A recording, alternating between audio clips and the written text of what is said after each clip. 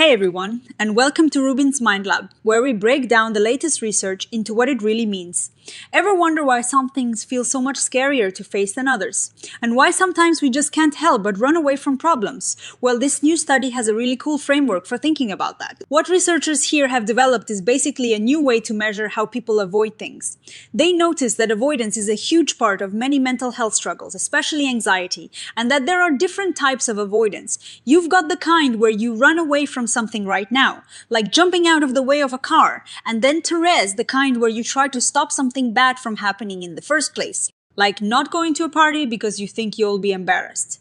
They call these reactive avoidance and anticipating avoidance. So psychologists have been trying to measure this stuff for ages. They have these things called behavioral avoidance tests, or BATs. Imagine being asked to get closer and closer to a spider in a box. That is kind of a BAT. They're good because they show you what people actually do, which is great for real-world situations. But they can be a bit clunky, hard to compare. And sometimes it's not clear if you are measuring someone running from the spider right now or someone thinking ahead about how scary it will be. Then you have approach and avoidance tasks, or AATs. These are usually computer games where you might have to push a joystick away from a scary image or pull it towards a nice one. They measure how fast you do these things. These are super efficient, can be done online, and are great at measuring quick automatic reactions. But sometimes they feel a bit artificial. And they don't really capture that thinking ahead kind of avoidance. So the big idea today is to create something that takes the best of both worlds.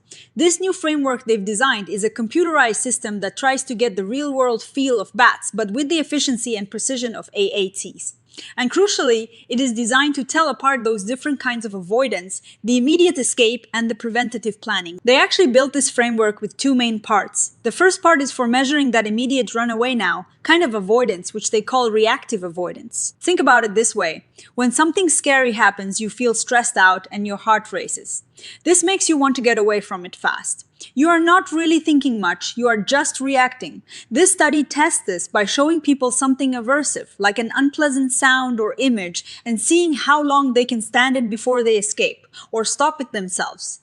The longer you can tolerate it, the less reactive avoidance you showed. If you stop it immediately, that is high reactive avoidance. The second part is for that avoid it before it happens kind of avoidance. They call this anticipating avoidance. This is where you think, oh, that situation is going to be bad. I am going to avoid it. This can be automatic, like instantly changing the channel when a certain show comes on, or it can be more thoughtful, like deciding not to go to a meeting because you figured out it will be a waste of your time. To test this, they give people descriptions of potentially unpleasant situations or stimuli. Then they see if the person chooses to engage with it or skip it. They also measure how long it takes them to make that decision.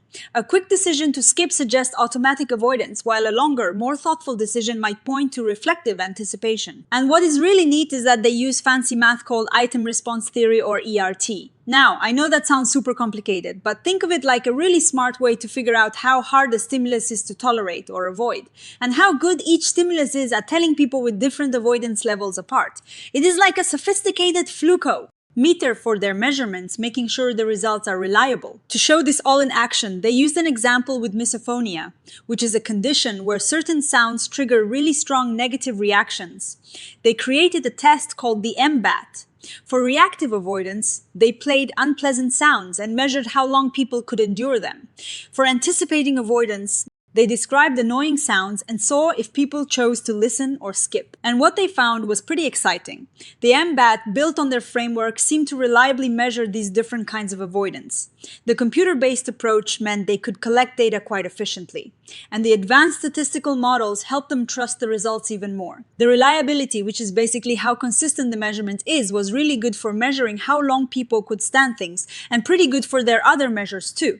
Importantly, the measurements they took seemed to be different for people with and without misophonia, and the reactive avoidance score even predicted real-world avoidance behavior. This is a big deal for showing that the test actually measures what it is supposed to. So, what does all this mean for us? This framework is a big step forward because it offers a more precise and nuanced way to understand avoidance.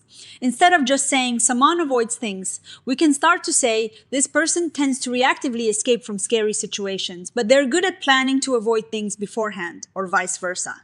This kind of detailed understanding is crucial for developing better treatments.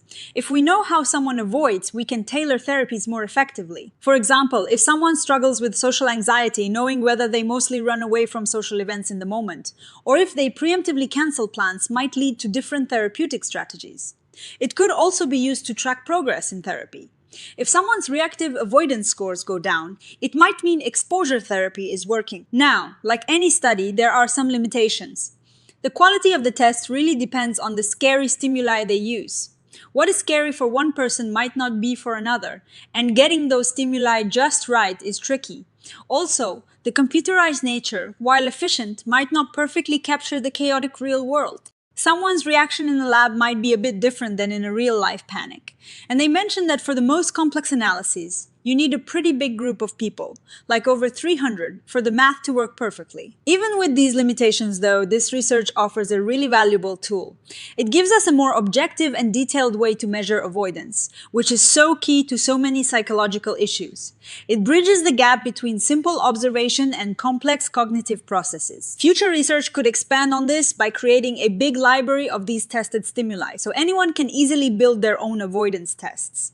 They could also look at how different ways of presenting the stimuli, like using virtual reality instead of just sounds, might affect the results. And it would be amazing to see this framework applied to a whole bunch of different conditions, like PTSD or OCD, to really test its limits and its usefulness.